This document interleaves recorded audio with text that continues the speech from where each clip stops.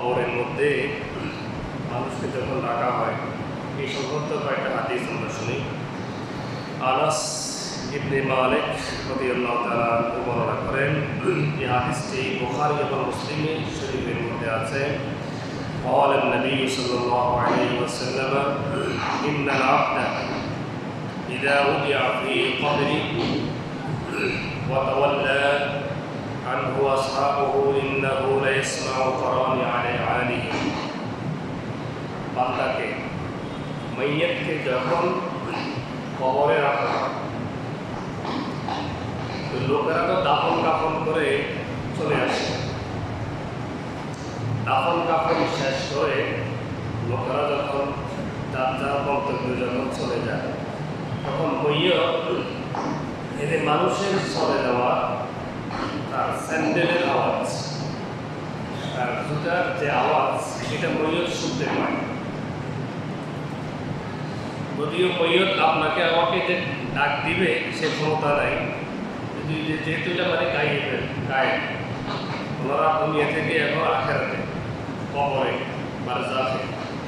কিন্তু আল্লাহ রাসূল বলছেন দাফন কাফন শেষ করে আমরা যখন চলে আসি, তো মানুষের স্যান্ডেলের চপ্পলের আওয়াজ এটা মাইয়াত শুনতে পায়, সে টের পায় যে আপনারা তাকে যে আমরা কবরে রাখি চলে যাচ্ছি, সে এটা বুঝতে পারে, সে টের পায়। আর তখনই ওই সময় দেরি না করে দুইজন ফেরেশতা ওনার কবরে চলে আসেন। সেটা আমরা জানি মুনকার এবং নাকির। মুনকার এবং নাকির এসে ওরা চারটা প্রশ্ন করেন। তার মধ্যে একটা প্রশ্ন হচ্ছে কি, মা কুনতু তাকুলু ফি হাযা রাজুল, এই লোকটি সম্পর্কে তোমার কি ধারণা? ওই লোকটিকে মানে নবী করিম সাল্লাল্লাহু আলাইহি ওয়াসাল্লাম সম্পর্কে জিজ্ঞাসা করে। চারটা প্রশ্ন করে, এর মধ্যে এই একটা প্রশ্ন, যদি মুমিন হয় তাহলে সে অ্যান্সার করবে কি, ফাআম্মাল মুমিন ফায়াকুল, যদি মুমিন বান্দা হয়, মাইয়াত যদি মুমিন হয়, তখন সে বলবে আশহাদু আন্না আবদাল্লাহি ওয়া রাসূলিহি, আমি সাক্ষ্য দিচ্ছি তিনি হচ্ছেন আল্লাহর বান্দা এবং রাসূল মুহাম্মদ সাল্লাল্লাহু আলাইহি ওয়াসাল্লাম। যদি মুমিন হয় তাহলে সে এই আনসারটা করবে। ফায়াকালু লাহু উনজুর ইলা মাকাদিকা ইলান নার, তখন তাকে বলা হয়, তখন মাইয়াতকে এই যে যারা তাকে প্রশ্ন করছে মুনকার এবং নাকির, এই দুইজন ফেরেশতা তখন তাকে বলে যে ওই যে দেখো একটা জাহান্নামের একটা সিট খালি পড়ে আছে, তাকে একটা জাহান্নামের একটা সিট তাকে দেখানো হয় এবং তাকে বলে কদ আবদালাকাল্লাহু বিহি মাকাদাম মিনাল জান্নাহ, এবং তাকে বলে জাহান্নামে ওই সিটটাকে আল্লাহ তাআলা বদলিয়ে দিয়ে এটাকে পরিবর্তন করে দিয়ে, ওই যে দেখছো পাশে আর একটা জান্নাতের একটা সিট আছে, তোমার জন্য আল্লাহ তাআলা এটাকে বরাদ্দ করে দিয়েছেন। তাহলে তাকে দুইটা দেখানো হয়, একটা জাহান্নামের একটা জান্নাতের সিট। قال النبي صلى الله عليه وسلم فيراهما جميعا, নবী করিম সাল্লাল্লাহু আলাইহি সাল্লাম বললেন যে তাকে দুইটা সিটে দেখানো হয়, জাহান্নামের সিটটাও দেখানো হয়, খালি জান্নাতের সিটটাও তাকে দেখানো হয়। তাকে এটা দিয়ে আশ্বস্ত করে যে তুমি তো সঠিক অ্যান্সার দিয়েছ, তো সুতরাং এই জাহান্নামের এই যে খালি সিটটা, এটা এখন আর তোমার জন্য না, ওই যে জান্নাতের যেটা দেখতে পাচ্ছ, তোমার জন্য এখন এই জান্নাতের সিটকে আল্লাহ তাআলা কনফার্ম করে দিয়েছেন। বলুন না সুবহানাল্লাহ। তাহলে এই যে যিনি আজকে মারা গিয়েছেন, উনি একটি প্রশ্নের অ্যান্সার দিয়েছেন। তো এটা যারা মুমিন, যারা আল্লাহর মুমিন বান্দা, তারা শুধু এই সঠিক অ্যান্সার দিতে পারবে। যারা দুনিয়াতে আল্লাহকে রাজি, আল্লাহকে খুশি করে গিয়েছেন, আল্লাহর হুকুম মেনে গিয়েছেন, এবং আখির জামানার নবী মুহাম্মদ রাসূলুল্লাহ সাল্লাল্লাহু আলাইহি ওয়াসাল্লামের শরীয়তকে তরিকতকে বলার পথে অনুসরণ করে গিয়েছেন, সেদিন তারা এই সুন্দরভাবে অ্যান্সার দিতে পারবেন। এরপরে হাদিসে হযরতে কাতাদা রাহমাতুল্লাহি আলাইহি বলেন, ওয়াযকিরা লানা আন্না ইয়াসহু লাহু ফি কবরিহি 70 যিরান। আরেকটি বর্ণনায় এসেছে যে ওই মুহূর্তে তার কবরটাকে 70 গজ লম্বা করে প্রশস্ত করে দেওয়া হয়। ওয়ায়ুমলাউ আলাইহি ফাতরান ইলা ইয়াউমি ইউবাসুন, এবং তার কবরকে সুশোভিত করে দেওয়া হয় সবুজ বাগানের মতো বাগিচার মতো করে দেওয়া হয়। আর এই কবরটাকে বলা হয়, হাদিসে আল্লাহ রাসূল বলেছেন, রাউদাতুন মিন রিয়াদিল জান্নাহ। অর্থাৎ মুমিন মানুষের জন্য কবরটা হয়ে যায় জান্নাতের একটা বাগান। বলুন না সুবহানাল্লাহ, জান্নাতের একটা বাগান হয়ে যায়, জান্নাতের একটা বাগান। সুম্মা রাজা ইলা হাদিসি আনাস রাদিয়াল্লাহু তাআলা। এরপর আনাস রাদিয়াল্লাহু তাআলা আনহুর হাদিসে প্রখ্যাত তাবিঈন কাতাদা রাহমাতুল্লাহি আলাইহি বর্ণনা করেন, ওয়াম্মাল মুনাফিক ওয়াল কাফির, মুসলিম কিন্তু মুনাফিক, মিথ্যাবাদী, গুনাহ বেশি করে ফেলছে, মানে মুসলিম নামে কিন্তু কাজকর্ম যা আছে সব মুনাফিক। এরকম আছে না নাই? আর আল্লাহ যদি আমাদেরকে মাফ না করে আমরা তো হয়তো মুনাফিক, কে জানে। এই হাদিসে বাকি অংশে মুসলিম কিন্তু মুনাফিক, মুসলিম কিন্তু বেশি গুনাহগার, তখন তাদেরকে যখন কবরে রাখা হয় তখনও দুইজন ফেরেশতায় আসেন, মুনকার এবং নাকির। মা কুনতু তাকুলু ফি হাযার রাজুল, এসে এই দুইজন ফেরেশতায় মাইয়তকে, এই কবরবাসীকে জিজ্ঞাসা করে যে এই লোক সম্পর্কে তোমার ধারণা কি? তার সম্পর্কে? রাসূলুল্লাহ সাল্লাল্লাহু আলাইহি সাল্লাম সম্পর্কে জিজ্ঞাসা করে, ওনার সম্পর্কে তোমার ধারণা কি? তখন এই মুনাফিক মুসলিম বলে, ফায়াকুলু লা আদরি, সে বলে আমি কিছুই জানি না। কুলতু আকুলু মা ইয়াকুলুন নাস, সে বলতো লোকেরা যা বলতো আমি তাই বলি, লোকেরা যা বলে আমি তা বলি। মানে সে হ্যাঁ বলে না এবং নাও বলে না, মানে সে কবরে গিয়েও চালাকি করে, সে ডাইরেক্ট অ্যান্সার করে না, ইয়েস এবং নো এইটার মধ্যে সে নাই। সে বলে যে লোকেরা যা বলতো আমিও তা বলি, আসলে সে জানে না। সে জানলে তো বলতো রাসূলুল্লাহ সাল্লাল্লাহু আলাইহি ওয়াসাল্লাম। সে বাঁচার জন্য একটা কৌশল অবলম্বন করি, বলে লোকেরা যা বলতো আমিও তা বলি। তখন ফেরেশতারা বলে, কুলতু আকুলু মা ইয়াকুলুন নাস, লোকেরা যা বলতো তুমি তা বলো, ঠিক আছে, লা দারাইতা ওয়ালা তালাইতা, তুমি জানার চেষ্টা করো নাই যে ওই মানুষটাকে তুমি কোরআন পাক থেকে হাদিসে পাক থেকে আল্লাহর হুকুম মেনে চলো নাই, তুমি জানার চেষ্টা করো নাই কেন? তোমাকে এখন একটু মেহমানদারি করি। ওয়াই তোরাবু বিমা তারিকা মিন হাদিদি দরবাতান, তখন লোহার বড় একটা হাতুড়ি দিয়ে এমনভাবে তার মাথার মধ্যে আঘাত করে, তার মাথা একদম থেতলে যায়, একদম পুরা হয়ে যায়। এই মইয়ত যারা এখন কবরে রাখা হয়েছে আজকে, যদি সে রাইট অ্যান্সার দিতে পারে নাই, সাথে সাথে তার মাথার মধ্যে একটা বিরাট আঘাত করে লোহার হাতুড়ি দিয়ে, ফায়াসিহু সাইহাতান, সে এত জোরে আত্মচিৎকার, এত জোরে চিৎকার করে কবরের মধ্যে, ইয়াসমাউহা মান ইয়ালিহি গায়রা সাকালাইন, কবরের আশেপাশে যত জীব জানোয়ার, পশু পাখি, গরু ছাগল, হাঁস মুরগি, এই কবরের আশেপাশে যত জানোয়ার আছে সবাই তার চিৎকার শুনতে পায়। শুধু দুই জাত তার চিৎকার শুনতে পায় না, ওই দুই জাত হচ্ছে মানুষ এবং জিন। বলুন, মানুষ এবং জিন। এই দুই জাত ছাড়া কবরের মধ্যে তার আত্মচিৎকার সমস্ত কিছুই শুনতে পায়। হাদিস বুখারী এবং মুসলিম। ইমামে তিরমিজি রহমতুল্লাহি আলাইহি হাদিসটা দিয়েছেন। রাবি হচ্ছেন হযরত আবু হুরায়রা রাদিয়াল্লাহু তাআলা আনহু। আর হাদিসে বর্ণনা করেছেন ক্বালা রাসূলুল্লাহ সাল্লাল্লাহু আলাইহি সাল্লাম ইযা কুবিরাল মাইয়িত, যখন মাইয়িতকে কবরে রাখা হয়। আরেকটা হাদিস আকাউমা লাকানে আসওয়াদানে আজরাকানে, তখন দুইজন ফেরেশতা আসেন তার কবরে, যেটা আমরা বলছি ওই দুইজন ফেরেশতার নাম কি? বারবার বলনা, মুনকার এবং নাকির। ইউকালু লিহাদিহিমাল মুনকার ওয়ালিল আখিরিন নাকির। এই দুইজন ফেরেশতা এসে আবার তাকে সেম কোশ্চেনটা করে, তার সম্পর্কে বলে রাসূলুল্লাহ সাল্লাল্লাহু সম্পর্কে জিজ্ঞাসা করেন যে এই লোকটা সম্পর্কে তোমাদের ধারণা কি? তখন তারা বলে, যদি মুমিন হয় সে বলে আশহাদু আল্লা ইলাহা ইল্লাল্লাহ ওয়া আন্না মুহাম্মাদান আবদুহু ওয়া রাসূলুহু।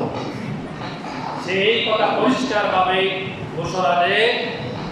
তখন ফেরেশতারা বলে কদ কুননা না'লামু আন্নাকা তাকুলু হাযা। তখন মুনকার এবং নাকির বলে যে তুমি এরকম বিশ্বাস করতে, আমরা এটা জানি তুমি যে এরকম সঠিক অ্যান্সার দিবা, হ্যাঁ তুমি যে একদম রাইট অ্যান্সার করবা সেটা আমরা জানি। সুতরাং তোমার জন্য আজকে আর কোনো দুঃসংবাদ নাই, একেবারে তুমি নিশ্চিত থাকো। সুম্মা ইফতাহু লাহু ফি কবরিহি 70 যিরাআন ফি 70। তখন তার কবরকে 70 ইনটু 70, এটাকে মাল্টিপ্লাই করলে যা হয় এরকম করে প্রশস্ত করে দেওয়া হয়। মুন্নিম কানাওয়াতিল আরুস আল্লাযী লা ইউকযিহু ইলা আহাব্বু আহলিহি ইলাইহি হাত্তা ইয়াবআথুহু আল্লাহু মিন মাক্তি যালিক। তখন এই দুইজন ফেরেশতা এই মাইয়তকে বলে যে আপনি এখন নবদুলহার মতো কবরের মধ্যে ঘুমিয়ে যান। নববিবাহিত দুলা যেরকম তার নিজের বিবিকে এক নজর দেখার জন্য বসে থাকে বছরের পর বছর, এই যে একটা স্বপ্নকে সে লালন করে, কখন তার দুলহাই তার কাছে আসবে, এই স্বপ্নে বিভোর হয়ে যে দুলহাই তো আসতেছে, এই স্বপ্নে বিভোর হয়ে এই মজা নিয়ে সে ঘুমিয়ে যায়, তার ঘুম এসে যায়। ফেরেশতারা বলে আপনি এখন জান্নাত তো কনফার্ম হয়ে গেল, এই জান্নাতে যাওয়ার স্বপ্নে বিভোর হয়ে আপনি জান্নাতকে দেখে দেখে আপনি এখন নবদুলহার মতো ঘুমিয়ে যান। আর হাশরের ময়দানে আল্লাহ তাআলা যখন সিংহা ফুঁক দিবেন ফেরেশতাদের মাধ্যমে, আবার আপনাকে হাশরের ময়দানে ওঠানো হবে, হিসাব নিকাশের মাধ্যমে আপনাকে আল্লাহ তাআলা জান্নাতে যাওয়ার ব্যবস্থা করে দিবেন। সুবহানাল্লাহ। এখানে একটা হাদিস, আবার সেম হাদিস, এই বারবার একটা হাদিস সেম ভাবে আসতেছে। সামিতুন নাস ইয়াকুলু কাওলান ফাকুলতু মিসলাহু লা আদরি। ফেরেশতারা আবার জিজ্ঞাসা করে, কোন হাদিসে আসে তারা রাসূল পাক সাল্লাল্লাহু আলাইহি সাল্লামের একটা সিনকে তার কবরের মধ্যে দেখায়, এটা আল্লাহ তাআলার এক কুদরত, দেখেন যে ওনাকে চিনেন কিনা। তখন ওই ফেরেশতারা যদি এই যদি কোনো মুনাফিক হয়, গুনাহগার হয়, ফায়াকুলানে ক্বাদ কুননা না'লামু আন্নাকা তাকুলু হাযা। তখন তারা তো বলে যে আমরা তো এই ব্যাপারে কিছু জানি না, আমি কিছু বলতে পারবো না, ওনার ব্যাপারে আমার কোনো ধারণা নাই। তখন ফেরেশতারা বলে তো আমরা জানতাম তুমি যে এরকম রং অ্যান্সার করবা, ভুল অ্যান্সার করবা, সেটা আমরা জানতাম। সুতরাং তোমার জন্য আজকে এই কবরের মধ্যে মেহমানদারি আছে। কি? ফায়াকালু লিল আরদি। তখন জমিনকে বলে, আল্লাহ তাআলা বলেন ইলতাইমা আলাইহিম, দোনো দিক থেকে তাকে ফিসিয়ে দাও, দোনো দিক থেকে তাকে ফিসিয়ে দাও। ফাতাল তাইমু আলাইহিম, তখন দোনো দিক থেকে এমন জোরে তাকে চাপ দে কবর, ফাতাখতালিফু ফিহা আদলাউ, তার এক সিনার হাড্ডি আরেক সিনার মধ্যে ঢুকে যায়। কে বলছেন? রাসূলুল্লাহ সাল্লাল্লাহু আলাইহি সাল্লাম তো বলছেন। এই যে কবরের মধ্যে শাস্তি, এই মাইয়্যত যদি সেই রং অ্যান্সার দিয়ে দেয়, যদি সেই মুনাফিক হয়, তাহলে তার এই যে কবরের শাস্তি শুরু হয়ে গিয়েছে এবং এটা কিয়ামত পর্যন্ত চলতে থাকবে। আর কবরের মধ্যে আরো অন্যান্য শাস্তি যা তা তো আছে, এটা আল্লাহু আ'লাম। এই হাদিসটা দিয়ে আমি আলোচনাকে শেষ করে দিব। এই হাদিসটা হচ্ছে কবরের মধ্যে, কবরের একটা সাফ, এটা একটা মানে খাস হাদিস, মানে কবরের মধ্যে যে একটা সাফ আছে, এটা একবারে যে মুমিন হয় তাকে সিটটা দেওয়া হবে। যে মুমিন, মুনাফিক হইলে তো কনফার্ম, আর মুমিন হইলেও তাকেও এই কবরের সাপ থেকে তার কোনো রেহাই নেই। এটা কেন? এই হাদিসটা বর্ণনা করছেন আম্মাজান আয়েশা সিদ্দিকা রাদিয়াল্লাহু তাআলা আনহা। قال رسول الله صلى الله عليه وسلم إن للقبر ربضة। আল্লাহ রাসূল বলছেন যে কবরের মধ্যে একটা সাপ আছে, এই সাপ সবাইকে মোকাবিলা করা লাগবে, এটা কাউকে বাদ দেওয়া হবে না, এই সাপ সবাই আসবে। লাউ কানা আহাদুন নাজিয়াম মিনহাস সাদ ইবনে মুআজ রাদিয়াল্লাহু তাআলা আনহু, তিনি বলছেন যদি কবরের এই সাপ থেকে যদি আল্লাহ তাআলা কাউকে মুক্তি দিতেন, রেহাই দিতেন, তিনি হচ্ছেন সাহাবী সাদ ইবনে মুআজ। তিনি বলছেন যেহেতু সাহাবী সাদ ইবনে মুআজকে কবরের এই সাপ থেকে মুক্তি দেওয়া হয় নাই, তিনিও এই সাপ সহ্য করেছেন, আর এই খবর আল্লাহ তাআলা কাকে দিয়েছেন? রাসূলুল্লাহ সাল্লাল্লাহু আলাইহি ওয়াসাল্লামকে খবরটা দিয়েছেন যে ওনাকেও এই কবরের সাপ থেকে মুক্তি দেওয়া হয় নাই। এটা একটা লম্বা ঘটনা আছে, কোন কারণে ওনাকে সাপ থেকে মুক্তি দেওয়া মানে দেওয়া হতো বা দেওয়া হয় না, এটা বিশাল একটা ঘটনা আছে। কিন্তু উপসংহার এটাই যে কবরের সাপ থেকে ওনাকেও রেহাই দেওয়া হয় নাই। সুতরাং এই সাপের অবস্থানটা হলো যে আপনার সাকারাতুল মাউত। সাকারাতুল মাউত, আল্লাহ তাআলা বলছেন ওয়াজাআত সাকরাতুল মাউত, মৃত্যুর সাকারাত প্রত্যেক মানুষের আসবে। সাকারাত মানে জানেন কষ্ট, বলুন নাকি কষ্ট।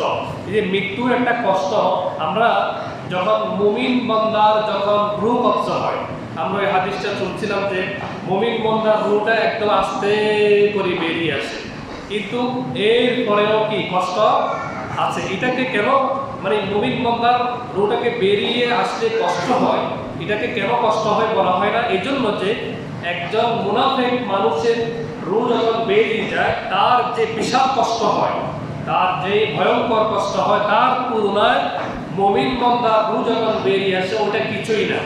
এই জন্য এটাকে বেশি হাইলাইটস করে না, কিন্তু কষ্ট আছে, কিন্তু কষ্ট আছে।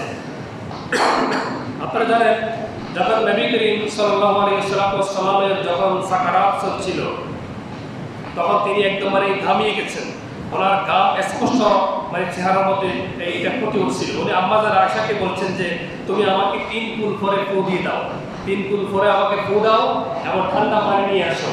ঠান্ডা পানি দিয়ে উনি হাতের মধ্যে পানি নিয়ে বা এটাকে ভিজিয়ে ওনার এই মাথা মোবারকের মধ্যে মুখের মধ্যে লাগাচ্ছেন। অর্থাৎ মৃত্যুর যে একটা কষ্ট, এটা স্বয়ং রাসূলুল্লাহ সাল্লাল্লাহু আলাইহি ওয়াসাল্লাম পর্যন্ত এটা ভোগ করতে হয়েছে। তো এই কথা অনন্তর এটা কিছুই না। যেমন তখন তিনি আল্লাহ তাআলার কাছে বলছে আল্লাহুম্মা ইন্নী আউযু বিকা মিন সাকারাতিল মাউত, হে আল্লাহ আপনি আমাকে মওতের সাকারাত থেকে রেহাই দিন। আল্লাহ তখন মৃত্যুর সময় তিনি বারবার দোয়া করছেন, হে আল্লাহ আপনি আমাকে মৃত্যুর সাকারাত থেকে, মৃত্যুর কষ্ট থেকে আমি আপনার কাছে পানা চাই, আপনার অনুগ্রহ আমি চাই। তাই স্বয়ং রাসূল পাক সাল্লাল্লাহু আলাইহি ওয়াসাল্লামের বক্তব্য, এই জন্য যারা মুত্তাকি, মুমিন, নবী রাসূল, সিদ্দিকীন, শুহাদা এবং সৎ কর্মশীল যারা ভালো মানুষ, তাদের মৃত্যুর যে সাকারাত, এটা যেই কষ্টটা হবে এটা আল্লাহ তাদেরকে সহ্য করার জন্য সেই সহন শক্তি আল্লাহ তাআলা তাদেরকে দিবেন। যেমন একজন প্রসূতি মায়ের মা যখন গর্ভ ধারণ করে, মা জানেন এই যে তার যে কষ্ট হচ্ছে, মা জানেন তার সন্তান যখন প্রসব হয়ে যাবে, এই সন্তানটা যখন বেরিয়ে আসবে, এই যে তার একটা কষ্ট, সেইটাকে সহ্য করিনে, এই জন্য যে সে মনে করে এই কষ্টটা যখন আমার বের হয়ে যাবে তখন আল্লাহ তাআলা আমার জন্য একটি বিরাট নিয়ামত রেখেছেন, একটা সন্তানের চেহারা আমি দেখতে পাবো। এই জন্য মা এই কষ্টকে সহ্য করেন, অর্থাৎ এই সহন শক্তি আল্লাহ মাকে তখন দেন।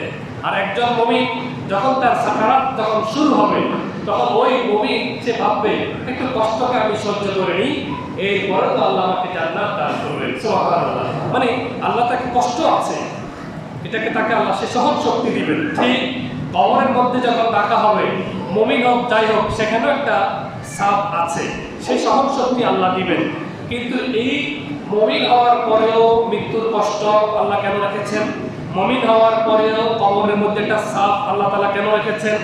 যেন কোনো মানুষ যেন অহংকারী হয়ে না যায়, যে আমি নেকামল করি, আমি নামাজ পড়ি, আমি আল্লাহর সমস্ত বিধানগুলি মেনে চলি, আমার কোনো টেনশন নাই। এই জন্য সেজন্য সবসময় ভয় থাকে, মৃত্যুর ভয় থাকে। এই মৃত্যুর সাকারাত কত কষ্ট হবে, এই সাকারাত সহ্য করতে হয়েছিল স্বয়ং রাসূল পাক সাল্লাল্লাহু আলাইহি সাল্লামকে, সমস্ত নবী রাসূলদেরকে এই মৃত্যুর সাকারাত, এই কষ্ট সহ্য করতে হয়েছিল। এই কবরের চাপ সমস্ত মুমিনদেরকে সহ্য করতে হয়েছিল। সেজন্য অহংকারী হয়ে না যায়, সেজন্য সবসময় এই টেনশনে, এই আতঙ্কে ভিতর সন্তুষ্ট থাকে যে মৃত্যুর সাকারাত আল্লাহ তুমি আমার জন্য সহজ করে দিও, এমন কবরের চাপকে তুমি আমার জন্য সহজ করে দিও, আমাকে শক্তি দিও, সহজ শক্তি দিও। সে সবসময় যেন আল্লাহ তাআলার কাছে আরও যেন নমনীয় থাকে, সেজন্য নেকামল করে যেন গর্ব বোধ না করে, সেজন্য নেকামলের মাধ্যমে আরো নমনীয় হয়, আরো দরদি হয়, আরো আল্লাহমুখী হয়। এই জন্য আল্লাহ তাআলা কবরের মধ্যে এই সাপ এবং মৃত্যুর কষ্ট মুমিন হওয়ার পরেও আল্লাহ তাআলা রেখেছেন। আসুন এই হাদিসগুলো আমরা শুনলাম।